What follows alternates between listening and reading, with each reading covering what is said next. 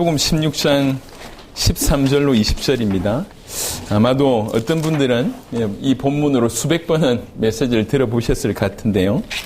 마태복음 16장 13절부터 20절에 이 본문을 통해서 이를 너에게 알게 하니는 혈육이 아니요 하늘에 계신 내 아버지시니라 라고 하는 제목으로 말씀을 드리도록 하겠습니다. 예수께서 빌립보 가이사랴 지방에 이르러 제자들에게 물어 이르시되 사람들이 인자를 누구로 하느냐 이르되 더러는 세례 요한 더러는 엘리야 어떤 이는 예레미야나 선지자 중에 하나라 하나이다. 이르시되 너희는 나를 누구로 하느냐 시몬 베드로가 대답하여 이르되 주는 그리스도시요 살아계신 하나님의 아들이시니이다. 예수께서 대답하여 이르시되 바요나 시몬아 네가 복이 있도다. 이를 너에게 알게 하니는 혈육이 아니요 하늘에 계신 내 아버지시니라. 또 내가 너에게 이르노니 너는 베드로라. 내가 이 반석 위에 내 교회를 세우리니 음부의 권세가 이기지 못하리라. 내가 천국 열쇠를 너에게 주리니 네가 땅에서 무엇이든지 매면 하늘에서도 매일 것이요 네가 땅에서 무엇이든지 풀면 하늘에서도 풀리리라 하시고 이에 제자들에게 경고하사 자기가 그리스도인 것을 아무에게도 이르지 말라 하시니라. 아멘.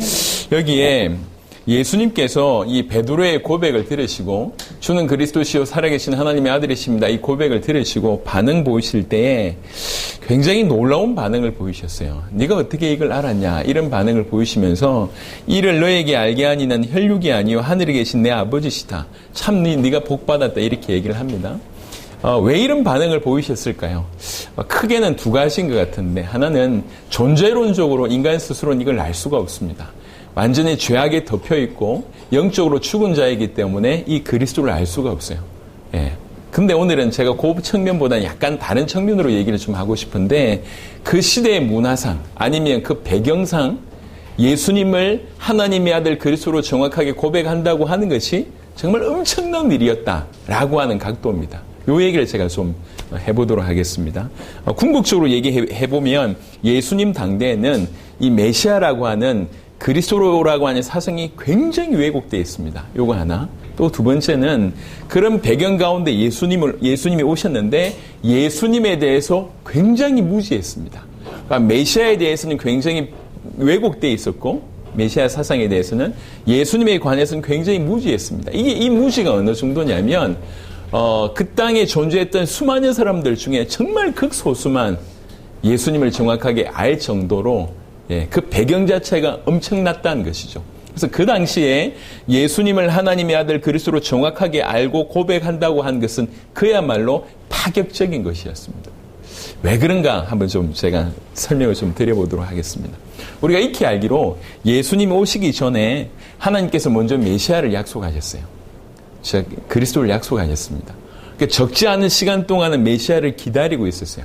예수님 당시에는 이스라엘 백성들 대부분이 메시아를 아주 간절히 대망했습니다. 아주 크게 갈망했다는 거죠. 몇 구절만 보겠습니다. 모든 이스라엘 백성들이 대부분의 이스라엘 백성들이 메시아를 갈망하고 있었다라고 하는 증거 몇 가지만 먼저 보겠습니다. 마태복음 21장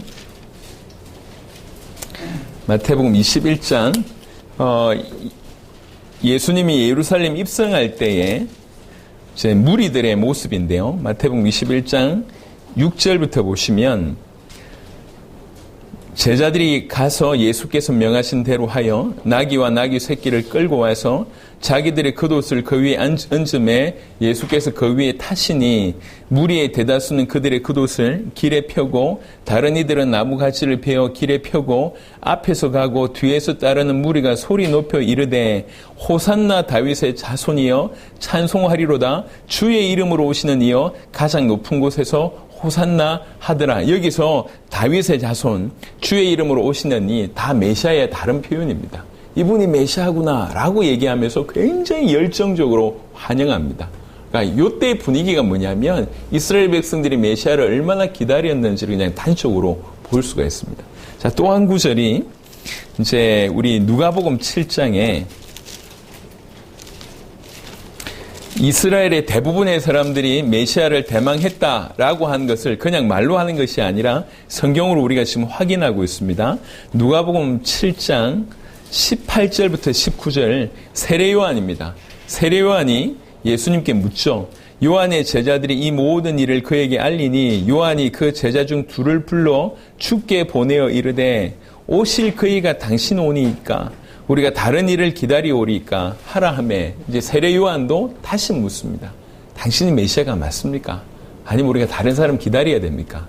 이제 세례 요한조차도 물을 정도로 또 하나가 여러분 잘 알고 있는 요한복음 4장의 사마리아 수가성 여인입니다. 4장 25절 26절에 볼 때에 메시아라고 하는 이가 오면 우리에게 모든 것을 알려주실 것이다 라고 가장 어떻게 보면 천박한 가장 밑바닥 수준에 있는 요인조차도 이스라엘을 이제 메시아를 굉장히 아주 간절히 기다렸다고 하는 것의 어떤 모습입니다.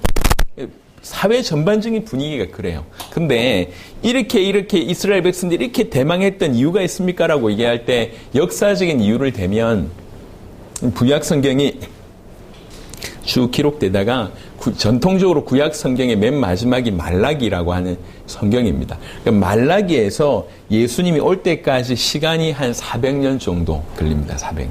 근데 이 400년 동안 희한하게 우리 주님은 침묵하셨어요. 더 이상 무슨 말씀이나 계시를 하시지 않으셨어요. 선지자를 보내시지 않으셨어요.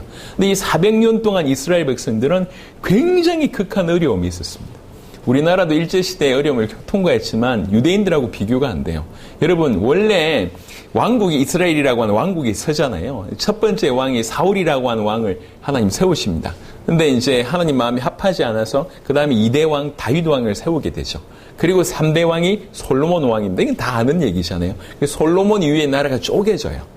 그래서 10지파 플러스 베냐민 지파 일부가 북쪽에 나라를 세우는데 그게 북이스라엘입니다. 북이스라엘. 남쪽에는 유다 지파와 일부 지파가 세우게 돼서 남유다라고 얘기합니다. 그러니까 남북한이 나눠져요. 이렇게. 그러다가 이 북쪽이 먼저 망하게 되죠. 북쪽을 망하게 한 나라가 아수르고요. 남쪽을 망하게 한 나라가 바벨론입니다. 예. 남쪽이 100몇십 년 더 후에 망하게 되죠. 이제 바벨론에 완전히 속국되게 되고, 이 바벨론이 장악하고 있었는데 나중에 바벨론 이후에 누가 일어나냐면 바사가 일어납니다. 페르시아가 일어나요. 페르시아가 일어나고, 페르시아 다음에 누가 일어나냐면 헬라가 일어납니다. 그리스가 일어나요. 그러니까 그리스가 장악하게 되고 헬라 이후에 누가 일어나냐? 로마가 일어납니다. 로마가 장악하는 일이 벌어져요. 요 400년 동안은 요 마지막 헬라와 로마에 장악되었을 때입니다. 헬라와 로마에 장악되었을 때 극한 어려움을 경험하게 됩니다. 많은 어려움을 경험하는 중에 특별히 이스라엘 백성들한테 굉장히 치욕적인 사건 두 가지가 나오는데 하나가 뭐냐면 대제사장이 완전히 잘리게 되는 일이 벌어집니다. 무슨 말이냐면 여러분 레위기에 보시면요. 하나님께서 제사장을 세우면서 대제사장 반드시 아론 가문으로 흘러가게 만들었어요. 그래서 레위 지파 중에 아론 가문만 대제사장이 될 수 있었어요. 이 대제사장은 종신직입니다. 한번 아버지를 이어서 아들이 대제사장이 되면 이 아들이 죽을 때까지 이 사람은 그 민족의 대제사장이에요. 그러나서 이 사람은 죽으면 그 다음 아들 이렇게 이제 등장을 하는데 요 400년 동안 무슨 일이 벌어지냐면 이게 다른 나라에서 유대를 보니까 가장 영향력 있는 인물이 오히려 왕보다는 제사장이거든요. 저 제사장을 잡아야 되겠다. 제사는 백성들의 죄를 해결해 줄 뿐만 아니라 율법을 가르치는 역할까지 어떻게 보면 모든 정신세계, 신앙세계를 다 끌고 가는 분이 제사장이다 보니까 영향이 막대하잖아요. 요 사람을 잡아야 될 것 같아. 그래서 하소모니안 왕조가 등장했을 때 요 사람을 자르면서 임시직으로 만듭니다. 그러니까 요 사람들이 마음에 드는 인간들을 대제사장으로 세우는 거예요. 그래서 예수님 때 보면 대제사장이 여러 명 나옵니다. 여러 명. 그러니까 원래 종신직인데 임시직으로 전 대제사장, 전전 대제사장 이렇게 나오는 거예요. 그러니까 그런 일이 바로 이 400년 동안 일어났고요. 또 400년 동안 일어났던 것 중에 하나가 뭐냐면 헤롯 왕의 출현입니다. 헤롯은요 왕이 될 수 있는 자격이 없습니다. 왕의 가문은 다윗의 후손이어야 되는데 그렇지가 않아요. 이방인입니다. 이 헤롯이. 그래서 이스라엘 민족 안에 왕도 이방 사람이 지금 왕이 돼 있고 대제사장도 이렇게 이제 잘려가지고 임시직으로 돼 있지 않습니까? 굉장히 수모를 겪은 거죠. 그러다 보니까 더욱더욱 메시아를 대망하게 된 게 왜냐하면 메시아 안에 무슨 의미가 있습니까? 제사장의 의미가 있고 왕의 의미가 있잖아요. 그러니까 진짜 대단한 왕이 완전한 왕이 나타나야 되고 의로운 대제사장이 일어나야 된다라고 하는 것들에 대한 희망이 많았고 실제로 그런 성경의 구절들이 있다 보니까 더욱 갈망하게 됐습니다. 이런 분위기예요. 자, 이런 분위기 가운데 시간을 이제 조금 이렇게 누구든지 메시아를 기다리고 있고 굉장히 갈망했는데 그러다 보니까 메시아에 대한 어떤 생각들을 더 하게 되잖아요. 근데 눈을 떠보니까 메시아를 다 기다리고 있지만 각각 다른 메시아를 소망하고 있는 거예요. 희한하게. 성경에서 메시아를 얘기할 때 한 구절만 얘기한 게 아니라 이렇게 점진적으로 확대가 됐거든요. 창세기 3장부터 시작해서 메시아를 설명할 때 점점 깊이 있게 풀어냅니다. 점진적으로 발전한 거죠. 그러다 보니까 전체적으로 메시아를 알기보다는 발전하는 과정 가운데 있던 몇 구절을 착용해서 본인들이 이해하고 싶은 메시아 상을 만들기 시작했어요. 근데 이게요, 메시아를 대망했지만 눈을 떠보니까 이런 메시아 저런 메시아가 가득 차 있는 거예요. 한 예만 들면, 몇 가지 예를 들면요, 그때 당시에 일반 대중들은 전통적으로 메시아를 어떻게 생각했냐면 다윗의 혈통으로 오셔가지고 원수들을 무너뜨리고 우리에게 자유를 가져다 줄 그런 해방자적인 메시아를 꿈꾸고 있었어요. 일반 대중들은. 근데 일반 대중들에게 가장 영향을 끼쳤던 그룹들이 몇 그룹 있어요. 그 중에 하나가 바리새인입니다. 바리새인.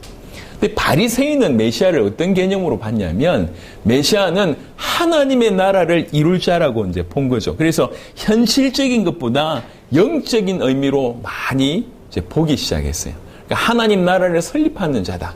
그래서 그 메시아는 우리에게 영원한 생명을 줄 수 있는 그런 분이다. 그래서 내세에 대한 신앙, 죽은 자에 대한 부활 신앙 이런 것들이 훨씬 많았습니다. 그러다 보니까 이 현실 세계하고는 상관없는 저 위쪽에 있는 그런 의미로서의 메시아를 많이 봤어요. 그러니까 단지 구원은 어떻게 받냐면 자기 자신들이 율법 준수해서 구원받는다. 이렇게. 그러니까 구원하고 메시아는 어떻게 상관이 없는 거예요. 이해되시겠습니까? 무슨 말인지? 메시아를 통해서 구원받기보다는 율법 준수해서 구원받고 그러고 나서 메시아는 저 하늘나라를 건설하시는 분, 영원한 생명을 주시는 분, 아니면 뭐 부활신앙을 주시는 분, 이런 쪽으로 의미를 많이 가지고 있었습니다.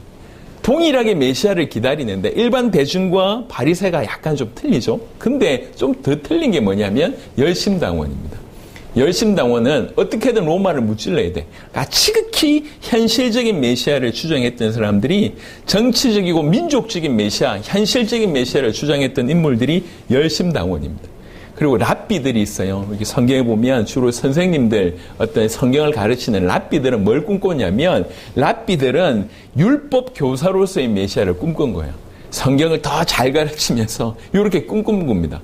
여러분, 동일하게 메시아를 기다리고 있는데 성경 여기저기에서 메시아에 대한 얘기들을 하고 있지 않습니까? 그걸 전체적으로 보면서 메시아를 이해해야 되는데 그게 아니고 한두 구절 이렇게 끄집어내서 메시아는 이런 분이야 저런 분이야 스스로 자기 스스로 메시아를 이제 자기 스스로 만들기 시작한 겁니다. 근데 그뿐만 아니라 기타 등등을 좀 얘기를 좀 해주면 어떤 메시아를 기다리고 있냐? 종말의 대제사장의 메시아, 예언자인 메시아, 그리고 엘리야가 다시 온다 그랬잖아요. 재림할 엘리야로서의 메시아, 하나님의 종으로서의 메시아, 사람의 아들로서의 메시아, 일시적인 왕으로서의 메시아, 초월적인 능력의 사람으로서의 메시아, 국가적인 소망을 성취하는 자로서의 메시아, 로마 통치에서 해방시킬 자로서의 메시아, 유대인만을 위한 왕국을 설립할 자로서의 메시아, 정말로 많은 메시아관을 가지고 있었던 거죠. 근데 그 중에도 메시아를 소망하면 안 된다고 주장했던 인물들이 나와요. 독한 인물들이죠. 그 사람들이 사두개인입니다. 사두개인. 예, 메시아 필요 없다. 이게 사두개인들입니다. 이 사람들은 그때 당시에 가장 상류 계급에 속해 있기 때문에 부활신앙도 거부하고 그냥 현실주의 노선으로 그런 희망, 쓸데없는 희망 가지면 안 된다. 이렇게 얘기했던 것이 사두개인입니다. 제가 지금 여러분에게 뭘 말씀드리고 있냐면 이스라엘 백성들이 여호와 메시아를 다 대망하고 있지만 껍데기 한 겹을 벗겨보니까 전부 자기 나름의 메시아를 만들어 놓고 기다리고 있는 거예요. 이거 지금 이해하시겠습니까? 여러분 이게 왜 중요하냐면 지금 전 세계가 그렇거든요. 메시아를 예수 그리스도라고 얘기하면서 사실은 전부 자기가 믿고 싶은 대로 그리스도를 해석합니다. 이게 굉장히 큰 문제입니다. 그래서 사단이 어떻게 이렇게 만들어 놨는지를 우리가 알아야 돼요. 전부 메시아를 기다리게 해놓고 그 메시아를 기다리는 건 막을 수가 없잖아요. 기다리게 해놓고 사단이 봐라. 다 메시아를 기다리고 있네. 이걸 어떻게 해야 되지? 그래서 메시아 관을 바꾸는 쪽으로 만들어버린 거예요. 기가 막히게. 그래서 다 메시아를 기다리는데 다 다른 메시아야. 기가 막히죠. 분위기가 그런 상황이었다는 거죠. 그런 상황 가운데 드디어 예수님이 딱 등장합니다.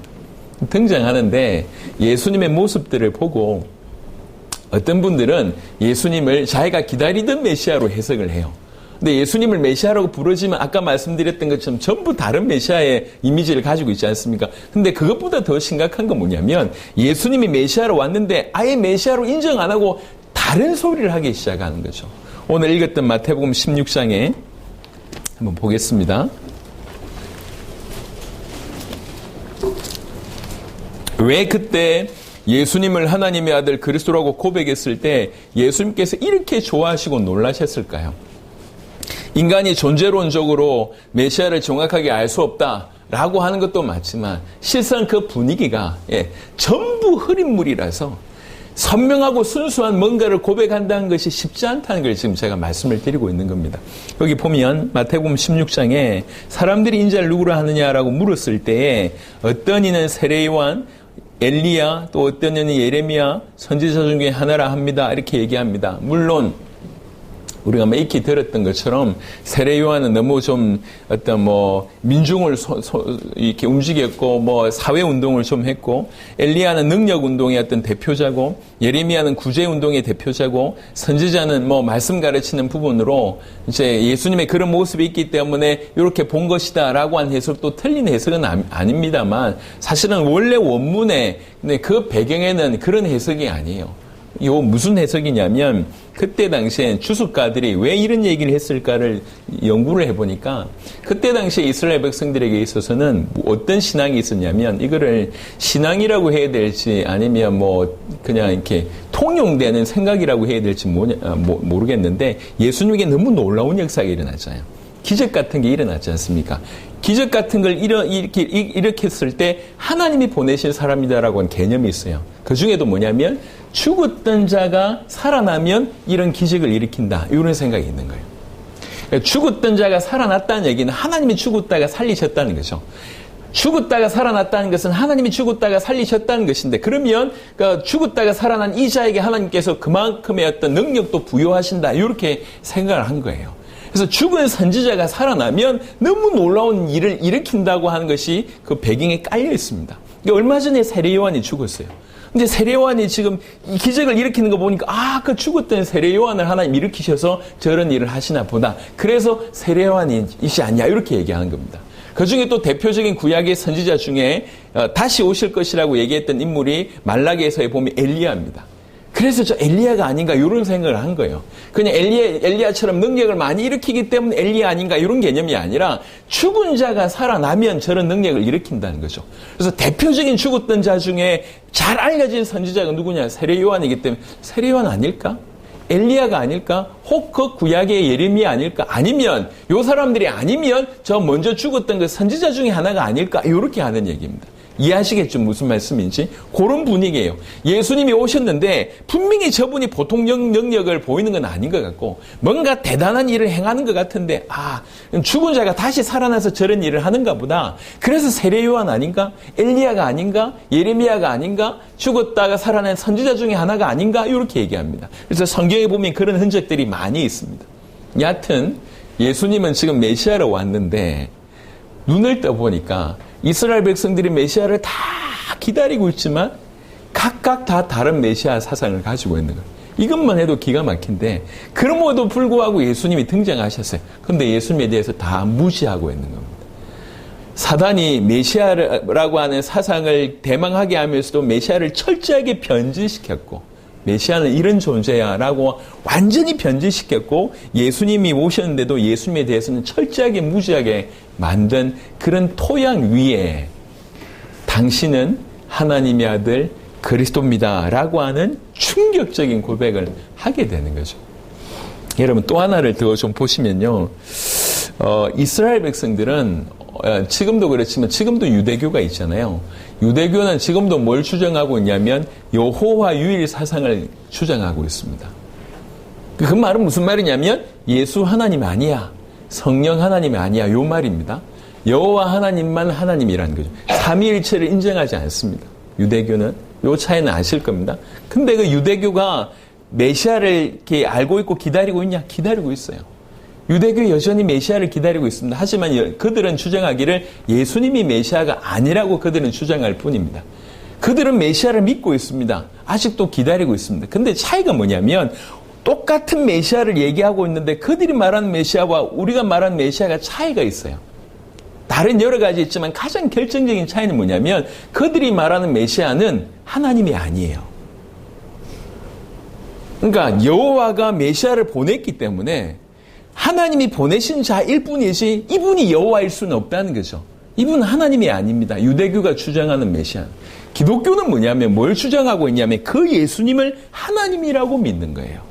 자, 여호와 유이신 사상의 배경인데 당신 하나님입니다. 요 얘기예요. 이게 무슨 말인지 알겠습니까? 이게 굉장한 얘기입니다. 그때 당시에 가장 큰 죄가 뭐냐면 참남죄입니다. 참남죄. 참남죄는 뭐냐면 여호와 이름을 망령되게 했다는 거죠. 그러니까 사람이 내가 하나님이다. 그게 참남죄. 그럼 완전히 사형입니다. 사형감이에요. 자기가 하나님이라든지 아니면 사람 보고 하나님이다. 그게 사형감입니다. 그런 배경이에요. 그런 배경. 메시아를 기다리고 있지만 전부 다 왜곡된 메시아를 알고 있고 예수님이 왔지만 예수님에 대해서는 무지하고 여호와 유일신 사상의 배경이기 때문에 사람으로 말미암아 하나님이라고 얘기하면 그건 참남죄의 배경이 있습니다. 그래서 예수님을 죽인 죄가 뭐죠? 지가 하나님이라고 했다고 십자가에 못 박히게 만든 겁니다. 그게 참남죄를 적용시킨 겁니다. 그러니까 눈을 떠보니까 배경이 어떤 배경이냐면 다 여호와를 기다리고 있는데 다 메시아를 기다리고 있는데 다 다른 메시아 사상을 가지고 있고 예수님 왔지만 예수님에 대해서 무지하고 뭐 엘리야다, 예레미야다, 선지자다, 세례 요한이다 이렇게 하고 있고 그 한쪽 배경에는 여호와 유일 사상으로 완전 똘똘 뭉쳐져 있는 그런 마당에 주는 그리스도시요 살아계신 하나님의 아들이십니다 라고 얘기한 겁니다. 당신이 메시아입니다. 당신이 하나님입니다 라고 하는 고백을 하게 된 거죠. 사실 이때 당시에 이 고백은 그야말로 개혁적이고 파격적인 고백입니다. 그 누구라도 알 수 없는 가장 선명하고 순수한 고백이라고 해도 과언이 아니죠. 그래서 예수님께서 이 토양을 아시지 않습니까? 이런 토양 가운데 이런 사람, 이런 고백이 나올 수가 없는 거예요. 저 우리나라 속담으로 개천에서 욕난다는 말이 있잖아요. 나올 환경이 아니에요. 나올 수가 없어요. 너무 더러워졌어. 너무 황폐해졌어. 근데 거기에서 진짜 당신을 알아보고 나온다는 거죠. 얼마나 우리 주님이 기뻐하시겠습니까? 자, 이게 마태복음 16장이라고 하면 오늘날도 그때보다 더 심각한 상황이라고 해도 사실은 과언이 아닙니다.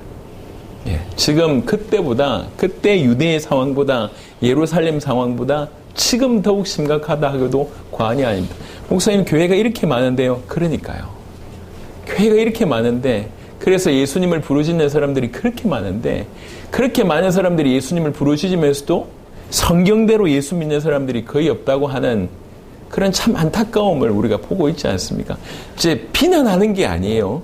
지금 이 땅에서 교회로 성도로서 사는 삶이 얼마나 귀하다는 걸 제가 알고 있습니다. 하지만 냉정하게 검증을 해봐야 되지 않냐는 거죠. 점검을 해봐야 되지 않냐는 거죠.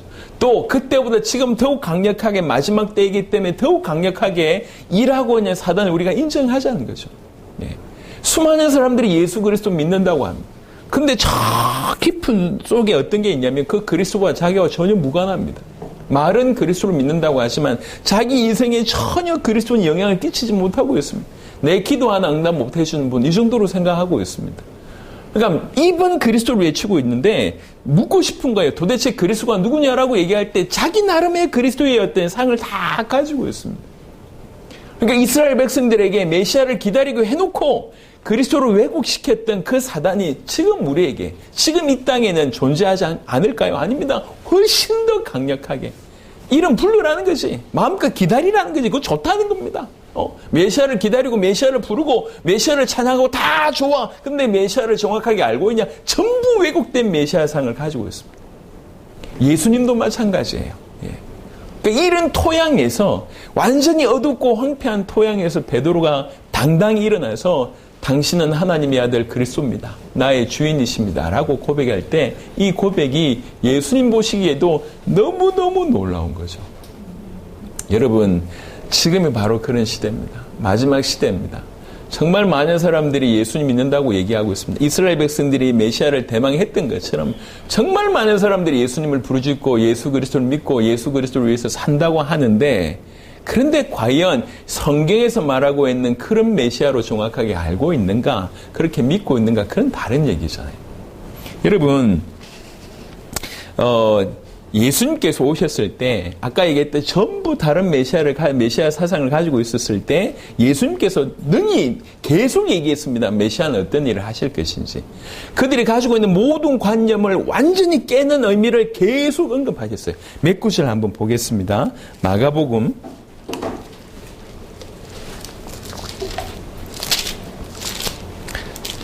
9장. 우리가 반짝 한번 은혜 받고 뒤돌아서면 다운되고 이런 거 말고요. 계속 우리의 신앙이 불탈 수밖에 없는 것은 정확한 그리스도의 복음으로, 그리스도의 말씀으로 그게 가능합니다. 예, 마가복음 9장에 12절에 보시면요. 12절에 예수님이 얘기하십니다. 이르시되 엘리야가 과연 먼저 와서 모든 것을 회복하거니와 어찌 인자에 대하여 기록하기를 엘리야가 인자에 대해서 이렇게 기록했지 않냐? 많은 고난을 받고 멸시를 당하리라고 하였느냐? 이렇게 되물어요. 너희가 메시아를 기다린다고 했는데 봐라. 엘리야도 이렇게 기록했다. 메시아는 고난받으셔야 될 뿐이다. 멸시당하셔야 될 뿐이다. 니네 이해하고 있냐? 이렇게 물어요. 예수님이 하신 말씀입니다. 그리고 누가복음 24장 보겠습니다. 조금 성경을 조금 자세하게 보시면 예수님께서 계속 얘기하셨습니다. 누가복음 24장 45절부터 보시면 45절부터 이에 그들의 마음을 열어 성경을 깨닫게 하시고, 성경 무슨 성경입니까? 구약 성경입니다. 44절에 누가복음 24장 44절에 얘기했던 그 구약 성경, 그걸 45절에 그것을 깨닫게 하셨다는 거죠. 그러면서 그리스도를 뭐라고 설명했냐면 46절에 또 이르시되 이같이 그리스도가 고난을 받고 제3일에 죽은 자 가운데서 살아날 것과. 여러분, 이건 충격적인 얘기입니다. 많은 사람들이 이 메시아의 관을 가지고 있었지만 전혀 생각하지 못했던 메시아입니다. 메시아가 고난을 당해? 메시아가 우리를 위해서 대신 죽어? 그가 사흘 만에 대신 살아나? 이게 성경에 기록되어 있어? 성경을 통해서 이걸 지금 설명하고 있습니다. 메시아는 우리의 구원자여야 합니다. 우리를 구원하시는 분이 메시아입니다. 우리가 어디에 빠져 있습니까? 우리가 100% 죄인이잖아요. 100% 사단의 손에게 장악되어 있지 않습니까? 하나님 떠나서 죽어 있지 않습니까? 하나님과 원수된 그런 관계 속에 있습니다. 그래서 거기에서 건져내는 것이 메시아의 역할입니다. 그런데 거기에서 건져내는 것이 그냥 능력 있다고 건져낼 수 있는 길이 아니라는 거죠. 건져내기 위해서 주님의 취하신 유일한 방법은 자기의 피를 통해서, 자기의 목숨을 통해서 건져내겠다. 이게 구약 성경에 전반적으로 예언되어 있는 메시아에 대한 부분입니다. 수많은 사람들이 성경을 통해서 메시아를 받아들이지만 이것은 꿈에도 꾸지 못했던 거죠. 그냥 강력한 왕이며 우리에게 복을 주고 우리를 축복해주고 뭐 이렇게 우리를 뭐 이런 식으로만 천국 주고 하늘나라를 설립해주고 이 정도로 생각하고 있지, 그 누구도 자기를 위해서 대신 죽어줄 메시아로 꿈꿔본 적이 없는 겁니다. 그런데 예수님은 이렇게 얘기하고 있습니다. 성경이 이렇지 않냐? 성경을 통해서 메시아는 우리를 위해서 너희를 위해서 고난을 받을 자가 메시아다. 그리고 그 모든 것을 해결했다고 하는 증거로 다시 살아나야 될 분이 메시아다. 성경을 통해서 예수님께서 풀어주셨어요. 이건 그야말로 파격이고 개혁적인 메시지였습니다. 전부 딴 길로 다 가 있거든요. 메시아를 안 오라 하면서 전부 다 딴 길로, 자기가 믿고 싶은 대로 메시아를 붙들고 있는 마당에 그게 아니다 라고 지금 예수님께서 얘기하셨습니다. 그래서 예수님께서 십자가 지시기 전에 이미 여러 번 당신이 십자가 고난 당하실 것을, 사흘 만에 다시 살아날 것을 계속 얘기하시잖아요. 보세요. 예수님만 그렇게 얘기한 것이 아니라 사도행전 3장에 베드로가 설명하면서 또 뭐라고 얘기하냐면 사도행전 3장 18절입니다. 사도행전 3장 18절. 사도행전 3장 18절. 그러나 하나님이 자세하게 보세요. 모든 선지자의 입을 통해서 말했대요. 뭘 말했냐? 자기 그리스도께서 고난받으실 일을 미리 알게 하셨다고 얘기합니다. 모든 선지자가 이렇게 얘기했대요. 예. 한두 명이 얘기한 게 아니라 모든 선지자가 그리스도께서 고난받으실 일을 미리 이렇게 얘기하시지 않았냐? 왜 그걸 못 보냐? 요 얘기예요. 예. 놀라운 일이죠. 이해가 안 되는 거예요. 선지자의 메시아에 대해서 그분이 하나님의 아들이다라고 얘기돼 있고, 인자라고 얘기돼 있고, 승리자라고 얘기돼 있고, 심판자라고 얘기돼 있고, 구원받는 자라고 얘기했고, 다양하게 돼 있는데 그 중에 하나가 고난받는 자입니다. 이게 어떻게 조합이 되냐면, 어떻게 왕이 고난을 받지? 어떻게 하나님이 고난을 받지? 승리자가 어떻게 고난을 받지? 심판자가 어떻게 고난을 받지? 이해가 안 되는 거예요. 그런데 메시아는 고난받으실 분이라는 것입니다. 도무지 이해가 안 되는데 예수님께서 쫙 밝히십니다. 그걸 베드로가 깨달았고 다시 한번 예수의 십자가가 얼마나 놀라운지, 그 하나님이신 그분이 영원한 승리자면서 영원한 심판자면서 영원한 구원자면서 영원한 만왕의 왕이신 그분이 우리를 위해서 고난을 받아. 이게 이해가 안 되는 마당에 예수님께서 바로 그 말을 풀어내셨고 그런 일을 행하셨습니다. 베드로가 진실로 이제 깨닫게 된 거죠. 사도행전 17장에 바울이 또 이렇게 얘기합니다. 어제도 제가 말씀을 좀 드렸는데 사도행전 17장에 2절에 보겠습니다. 사도행전 17장 2절, 바울이 자기의 관례대로 그들에게로 들어가서 새 안식일에 성경을 가지고 강론하면, 이 성경이 뭘까요? 그때 당시는 구약 성경밖에 없었겠죠. 성경 가지고 강론했대요. 여러분, 동일한 구약 성경을 들고 이스라엘 사람들은 전부 다 다르게 해석했지 않습니까? 다윗의 왕으로, 정치적인 해방자로, 뛰어난 왕으로 우리나라를 압제해서 건져내고 최고의 민족이 되게 하고 늘 그것만 알고 있는, 구약 성경을 인용해서 그것만 붙들고 있는 그들을 향해서 똑같은 구약 성경을 들고 그게 아님을 얘기합니다. 뭐라고 얘기합니까? 3절에 뜻을 풀어 그리스도가 해를 받고 죽은 자 가운데서 다시 살아나야 할 것을 증언하고 이렇게 얘기합니다. 동일한 성경을 들고, 성경 들고 우리 메시아는 왕이야, 해방자야, 우리를 구원하실 분이야, 하나님의 나라를 선물하실 분이야, 인자야, 막 이렇게 얘기하고 있는데 그 말이 틀리지 않아. 맞아. 그런데 그러하기 때문에 우리를 그렇게 구원하셔야 되기 때문에 그는 죽으셔야 돼. 그리고 그는 부활하셔야 돼. 라고 똑같은 성경을 들고 증언했다고 얘기합니다. 증거했다는 얘기예요. 이 봐라 라고 얘기하면서 증거했다는 거죠. 그래 놓고 메시아는 이런 분이시다라고 증언해 놓고 이르되 내가 너에게 전하는 이 예수가 곧 그리스도라 하니. 이게 당해낼 수가 없는 겁니다. 바울의 눈이 메시아에 얼마나 깊은 것까지 관통했는지 모릅니다. 전부 그 시대에 뛰어난 석학들이 전부 메시아를 달리 해석하고 있을 때, 그 모든 것들을 압축하면서 그래서 메시아는 우리를 위해서 고난당해야 된다. 그게 성경의 얘기다. 바울이 이렇게 뚫어낸 겁니다. 사도행전 26장 22절부터 보시면, 사도행전 26장 22절부터 보면 하나님의 도우심을 받아 내가 오늘까지 서서 높고 낮은 사람 앞에서 증언하는 것은 선지자들과 모세가 반드시 되리라고 말한 것밖에 없으니, 선지자들과 모세가 반드시 되리라고 얘기했대요. 뭘요? 곧 그리스도가 고난을 받으실 것과 죽은 자 가운데서 먼저 다시 살아나사 이스라엘과 이방인들에게 빛을 전하시리라 함이니이다. 요거 전했다는 거죠. 요게 본인들의 말이 아니고 모든 선지자들 모세의 말이었다고 얘기하고 있는 것입니다. 이게 눈이 열리고 성경 전체가 관통한 겁니다. 그리스도 예수 이름으로 완전히 뚫려버린 것이죠. 비교가 안 됩니다. 비교가. 완전히 무너져 있는, 대망하지만 완전히 무너져 있는 그 메시아 사상을 향해서 성경이 뭐라고 얘기하고 있는지, 그들이 각각이 틀린 말은 아닙니다. 하지만 우리는 왕이요, 선지자요, 해방자요, 구원자요, 각각이 다 따로 알고 있는 것을 완전히 통일시켜서 메시아가 어떤 존재인지 확 드러내시기 시작하는 거죠. 얼마나 우리 주님이 기뻐하셨을까요? 그래서 여러분, 메시아라고 하는 단어 안에는 아까 언급했던 모든 것들이 다 포함됩니다. 동시에 메시아는 그래서 그분이 어떤 분인지를 설명하고 그분이 어떤 사역을 할 건지를 바로 이 단어 안에서 다 설명합니다.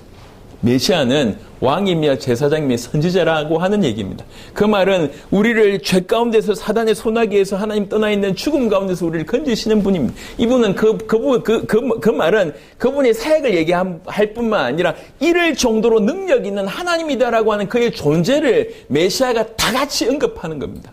그리고 그 일을 어떻게 이루셨습니까? 십자가를 이루셨습니다. 십자가를 통해서. 그 십자가는 뭘 뜻하냐면 하나님이 우리를 얼마나 사랑하시느냐, 하나님이 얼마나 공의로우신 분이냐를 설명합니다. 그래서 그 메시아라고 한 단어 안에는 그분이 어떤 존재며 무슨 사역을 하시며 하나님이 우리를 얼마나 사랑하며 하나님이 얼마나 공의로우신 분인 것을 다 설명하는 것이 바로 메시아라고 하는 그 한 단어입니다. 정말 많은 사람들이 메시아를 부르짖고 있지만 사실 메시아를 모르고 있다고 하는 것이 오늘의 큰 문제입니다. 이렇게 많이 부르면서 메시아를 모를 수가 있는가? 그렇죠. 이게 너무 안타까운 지금 때라는 거죠. 아까 말씀드렸듯이 그렇게 메시아를 다 대망하고 있는데 전부 각각 다른 메시아를 기다리고 있는 그때 당시의 유대인들과 별반 다를 바 없는 것이 오늘의 때입니다. 그래서 우리가 깨어 있어야 됩니다. 여러분, 신학도요, 모든 신학은 기독론 중심이었습니다. 여러분, 이게 어려운 얘기가 아닙니다. 삼위일체 하나님께서 성부, 성자, 성령 삼위일체 하나님께서 구원의 길을 뭐라고 결정하셨냐면 예수 믿어야지 구원받는다라고 삼위일체 하나님이 결정하신 거예요. 이해하시겠습니까? 삼위일체 하나님께서 아들 믿어야지 구원받는다라고 삼위일체 하나님께서 결정하신 것입니다. 그래서 사실은 기독론은 모든 신학의 가장 중심입니다. 성경은 오직 이 그리스도로 말미암아 모든 것들이 해석된다고 볼 수가 있습니다. 하늘에 있는 것이나 땅에 있는 것이 이 그리스도 예수 이름으로 통일됩니다. 그래서 사단이 이걸 계속 변질시키고 왜곡시키는 것입니다. 이렇게 이스라엘이 메시아를 대망하면서도 다른 길로 걸어갈 수가 있는가? 이해 안 되는 일이잖아요. 그런데 우리 안에 그런 일이 벌어지고 있다는 거예요. 정말 수많은 사람들이 예수님을 믿고 그리스도를 알고 그리스도를 위해서 목숨을 건다고 하는데 참 아이러니하게 예수님이 누군지 그 그리스도가 어떤 뜻인지 그냥 단어를 모른다는 게 아닙니다. 그 깊은 의미를 몰라요. 그래서 정말로 예수님을 메시아로 하나님의 아들로 정확하게 알고 믿는다고 하면 흔들릴 수가 없습니다. 자기에게 들어온 분이 누구인지 정확하게 안다면 안 흔들리겠죠. 성경은 예수님을 메시아라고 얘기합니다. 그리고 또 분명히 얘기합니다. 예수님이 하나님의 아들이라고 분명히 언급하고 있습니다. 성경 전반에 예수님 당신 자신이 당신이 하나님의 아들이라고 얘기했습니다. 또 예수님 보고 하나님 아들이라고 가장 많이 외쳤던 사람들이 가장 많이 외쳤던 존재가 있는데 누군 줄 아십니까? 귀신들입니다. 귀신들이 가장 많이 이 귀신 저 귀신이 다 하나님의 아들이라고 외쳤습니다. 예수님께서 주의를 줬잖아요. 성경에 보면 예수님 보고 하나님 아들이라고 가장 선명하게 많이 외쳤던 존재가 귀신들입니다. 그리고 천사도 예수님을 하나님의 아들이라고 얘기했습니다. 그리고 사도들 중에도 베드로가 고백하고 마가가 고백하고 사도 요한이 고백하고 요한복음 1장에 나다나엘이 고백하고 바울이 고백하고 예수님을 다 메시아 하나님의 아들로 고백하는 그런 일이 벌어졌죠. 그래서 중요한 거는 우리는 어떤 믿음을 가지고 있어야 되냐면 예수님을 하나님의 아들 그리스도라고 믿고 그리고 나의 주인으로 모셔야 됩니다. 이게 무슨 말이냐면 예수님이 하나님의 아들 그리스도인 것은 객관적인 사실입니다. 우리가 믿든 안 믿든 그건 사실이에요. 믿든 안 믿든 그분이 하나님의 아들 그리스도인 것은. 근데 구원은 어떻게 받냐면 그 하나님의 아들 그리스도이신 예수님을 나의 주인으로 모실 때 구원받습니다. 나의 주인은 주관적인 사실입니다. 주관적인 사실.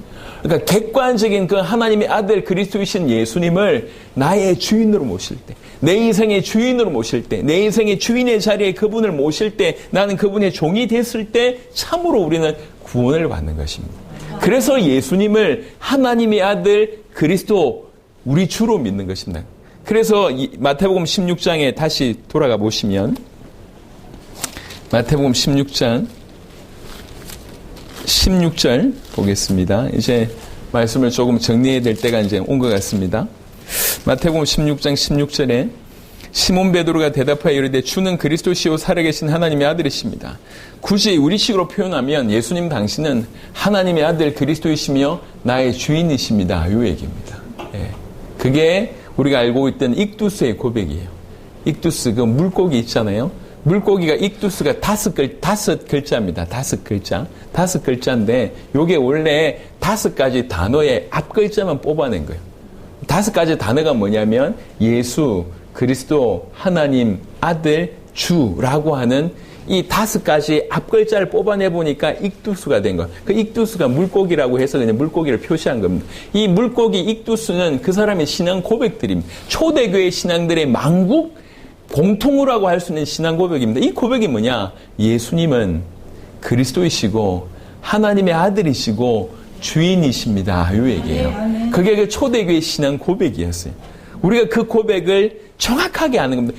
이 고백을 정확하게 알고 이렇게 고백하는 것은 예수님으로 말미암아 진실로 놀라게 만들고 기쁘게 만들고 충격적으로 만드는 그런 본문입니다. 그냥 얘기가 아니에요. 그 메마른 때에 다 기다리고 있었지만 다 각각이 자기 나름대로 메시아 사상을 가지고 있고 예수님이 등장했는데도 관심도 없고 잘못 알고 있고 심지어 절대로 예수가 그리스도일 줄 모르겠지만 하나님은 아니야 이런 풍토 가운데 있는데 그 풍토 가운데 베드로가 당신은 하나님이십니다. 당신은 그리스도이십니다. 당신은 나의 주인입니다. 라고 고백한 겁니다. 그 고백에 예수님께서 너무 놀라서 축복을 주시는 것이죠. 여러분 지금 바로 이때에 마치 예수님 당시에 예루살렘과 유대 때에 있었던 것처럼 지금 이때도 전 세계가 동일하다고 저는 개인적으로 생각을 합니다. 세계의 여러 수십 개 나라를 가면서 정말 많은 목회자들을 제가 만나고 그들을 돕잖아요. 오늘 이제 이틀 후부터는 이제 꿈부레가 진행될 건데 아마도 여러분 정말 좀 이게 무슨 일인가를 기도하면서 마음문 열고 한번 들어와 보세요. 너무 사실은 놀라운 일들입니다. 이분들이 굉장한 분들이 많은데요. 제가 찾아낸 제자들은 한결같은 고백을 했습니다. 이게 제가 찾던 겁니다. 이 복음, 이게 복음입니다. 이 복음이라면 우리 민족을 살릴 수 있습니다. 내 나라를 살릴 수 있겠습니다. 우간다의 코파의 목사님이라는 분이, 이제, 이렇게 조금 깊이 만나보신 분들은 알아요. 얼마나 탁월한 분인지. 메시지가요, 그냥 탁월하신 분이에요. 아프리카가 아니라 저 유럽에 갖다 놔도 하실 분입니다. 교회를 세웠을 뿐만 아니라 너무 많은 교회를 세워서 교단 하나를 만드신 분이에요, 이분. 그러면 제가 처음 갔을 때 예전에 우리가 주인이 이렇게 종이 상점 모시는 그거하고 비교 안 될 정도입니다. 그 밑에 부목사님들이 그냥 벌벌벌벌 떨어요. 요 정도 수준입니다. 그런데 마음에 이런 걸 한 거죠. 이게 단가? 교회도 세우고 교단도 만들고 많은 일들이 벌어졌는데 이게 단가? 이게 하나님께서 내 인생에 원하시는 단가? 이게 전부인가? 이런 뭔가 모를 회의감이 들고 있을 때 분명히 사도들은 세계복음을 했다고 하는데 어떻게 세계복음을 하면 되지? 이러고 있을 때 이제 저희가 우간다에 등장했어요. 딱 1시간 대화했습니다. 앉아가지고. 통역에서 1시간이니까 30분 대화한 거죠. 메시지를 딱 30분 딱 듣더니 하는 말입니다. 이게 내가 찾던 겁니다. 예.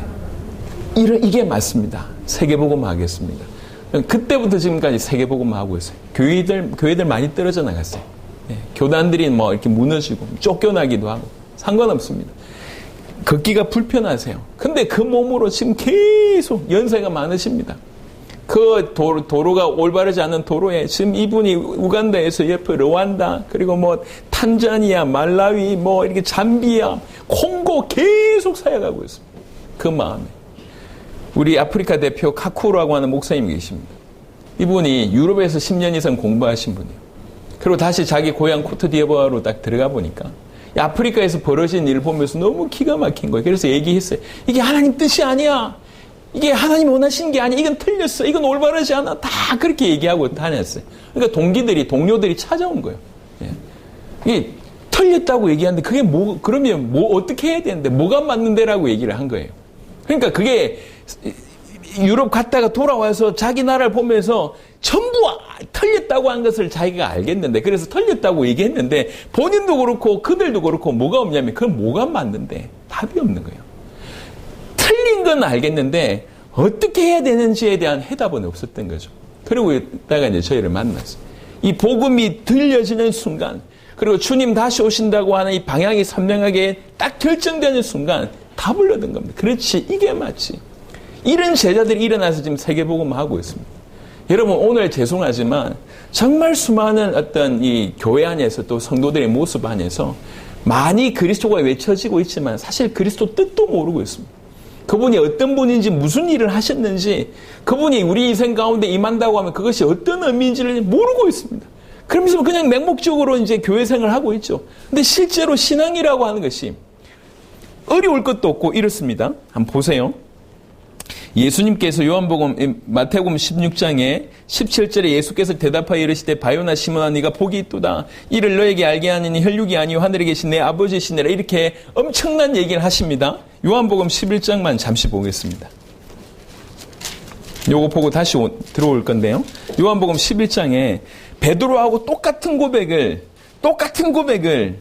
하는 사람이 등장합니다. 요한복음 11장 27절에 이르되 주여 그러하외다. 주는 그리스도시요 세상에 오시는 하나님의 아들이신 줄 내가 믿나이다. 요한복음 11장 27절에 마르다가 이 고백을 합니다. 이 고백의 내용을 보시면 마태복음 16장 16절에 베드로하고 똑같은 고백을 합니다. 그런데 이 마르다의 고백에는 28절에 이 말을 하고 돌아서서 가만히 그 자매 마리아를 불러 말하되 선생님이 오셔서 너를 부르신다 하시니 무슨 말이냐면 예수님이 이런 방구도 안 하세요. 대꾸도 안 하세요. 똑같은 고백을 베드로가 하고 똑같은 고백을 마르다가 했는데 마르다의 고백은 아무 말도 안 하세요. 아무 말도. 그런데 베드로의 고백은 그 고백을 듣고 예수님이 충격받으셨죠. 너무 기뻐하셨어요. 예. 그러니까 달리 물어보면 됩니다. 내 믿음을 보시고 예수님이 기뻐하실까? 있을 수 없는 일이 내 안에 일어난 것처럼 예수님이 충격받아 하실까? 어떻게 네가 이걸 알았냐? 네가 어떻게 이걸 알았냐라고 과연 하실까? 아니면 암만 우리가 주님 제 신앙을 받으세요. 암만 고백해도 이런 방구 안 하실까? 그걸 물어보시면 돼요. 아니 예수님 그리스도 살아계신 하나님의 아들 그 기초 아닙니까? 라고 얘기하신 여러분의 믿음을 보실 때 하나님이 그 기초 위에 너무 뭔가를 잘 쌓아서 하나님이 기뻐하실까? 아니면 말뿐인 걸 우리 주님이 하실까? 이건 다른 얘기예요. 마태복음 16장에 예수께서 대답하여 이르시되 바요나 시몬아 네가 복이 있도다. 이를 너에게 알게 한 이는 혈육이 아니요 하늘에 계신 내 아버지, 하늘에 계신 내 아버지께서 너에게 알게 하셨구나. 하늘에 계신 나의 아버지가 너에게 알게 하셨구나. 네가 참 복받았다. 이렇게 얘기하는 겁니다. 우리 모든 인생에 이런 은혜가 있었으면 좋겠습니다. 우리가 딴 게 아니라 바로 이런 터 위에 있어야 돼요. 그래야지 18, 19절 또 내가 너에게 이르노니 너는 베드로라. 내가 이 반석 위에 내 교회를 세우리니 음부의 권세가 이기지 못하리라. 내가 천국 열쇠를 너에게 주리니 내가 땅에서 무엇이든지 매면 하늘에서도 매일 것이요 네가 땅에서 무엇이든지 풀면 하늘에서도 풀리리라. 이 놀라운, 사실은 이 예수님께서 약속하신 이 약속은 너무 놀라운 약속입니다. 네가 반석이구나 이렇게 얘기합니다. 반석은 사람이 아닙니다. 엄밀하게 얘기하면 반석은 복음 자체가 반석이에요. 그래서 믿는 믿음이 반석이고요. 그렇게 믿는 자가 반석입니다. 그 위에 뭐 세우냐? 교회를 세운다는 거예요. 여러분 반석 위에 지은 집, 모래 위에 지은 집 들어보셨잖아요. 모래 위에 지으면 언젠가 무너지게 되어 있습니다. 교회 당도 올바른 반석 위에 서지 않으면 그 교회당이 무너질 수밖에 없습니다. 예. 교회도 마찬가지인 것 같습니다. 어디에 세워졌냐? 그래야지 무너지지 않습니다. 음부의 권세의 공격은 항상 있습니다. 근데 음부의 권세가 이기지 못하는 교회가 된다는 거예요. 이게 어느 터 위에 서야 되냐? 복음의 반석 위에 설 때만 그런 일이 가능하다는 것입니다. 그리고 천국 열쇠를 너에게 주리니 네가 땅에서 무엇이든지 매면 하늘에서도 매일 것이요 네가 땅에서 무엇이든지 풀면 하늘에서도 풀리리라. 이때 우리가 진실로 천국 열쇠를 사용하는 주도권이라고 얘기해도 괜찮고 기도의 응답이라고 얘기해도 상관없습니다. 정말 주님과 통하는 그런 은혜가 되는 것이죠. 그래서 폐일은하고 우리가 예수님을 정확하게 진짜로 성경 그대로의 의미대로 하나님의 아들 그리스도로 알고 믿는 것은 우리 아버지께서 알게 해주시지 않으면 절대로 모를 신비의 영역입니다. 이만큼 큰 얘기라는 거죠. 기초 아닙니다. 그리스도 기초 아닙니다. 기초라고 생각하면 큰일 납니다. 이건 신비의 영역이에요. 그래서 로마서 16장은 뭐라고 얘기했냐면 26절에 신비의 계시를 따라 이렇게 표현되어 있어요. 이건 신비의 영역이에요. 너무 놀라운 겁니다. 그래서 여러분들이 그리스도가 깨달아지고 이해되어지고 그 그리스도의 말씀이 계속 부딪히는 것은 지금 우리 주님이 여러분에게 그 신비의 영역으로 인도하고 계신 놀라운 사건입니다. 그래서 메시아에 정말 그리스도에 집중하시길 바라고 예수님이 하나님의 아들 그리스도 되시다고 하는 바로 이 진리 하나로 참으로 기뻐하시고 그것만으로도 충분하시다고 하는 고백이 있게 되길 바랍니다. 복음이면 충분하단 말이 사실은 그 말입니다. 이거는 그야말로 개혁이고 파격적인 부분이라고 얘기할 수 있습니다. 오직 계시로만 알 수 있습니다. 그래서 부탁을 드립니다. 우리는 바로 이 믿음으로 살아가야 됩니다. 여러분, 믿음은 품사로 얘기하자면 명사인 것처럼 보이지만 실제 원어로 얘기하자면 동사입니다. ing로 계속 믿고 있는 거예요. 한때 믿었다, 그건 믿음 아닙니다. 한때 믿었는데 지금 안 믿는다, 그건 믿음이 아니에요. 믿음은 항상 ing, 현재 진행형입니다. 예, 현재 진행형. 그래서 이런 믿음으로 저와 여러분들이 계속 살아가게 되길 바랍니다. 어제도 집회 때 제가 언급을 잠시 드렸는데 저는 계속 더 갈급해지는 것 같습니다. 근데 저는 이게 맞다고 생각합니다.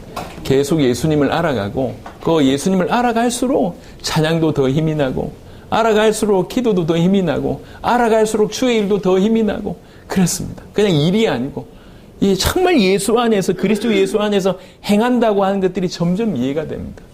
특별히 우리나라에서 어떻게 보면 가장 어두운 곳 중에 하나인 곳이잖아요. 이곳이 경주라고 하는 땅이 우리 조상 때부터 시작해서 우상 숭배 가장 강하게 하는 곳이고 또 여러 가지 많은 이제 문화 배경이나 많은 것들이 어려움이 있습니다. 그럼에도 불구하고 하나님께서 여러분들 선택해 주셔서 감사하고 이 와중에서도 복음 알아듣게 하신 것 감사하고 복음 위해서 살겠다고 하신 것 참으로 감사한 것 같습니다. 우리 함께 우리에게 허락하신 이 놀라운 아버지께서 알게 하신 이 계시를 계속 부여잡고 현재 진행으로 믿어가는 저와 여러분 되시기를 그리스도 예수 이름으로 축원합니다. 아멘. 우리 같이 한번 기도하겠습니다.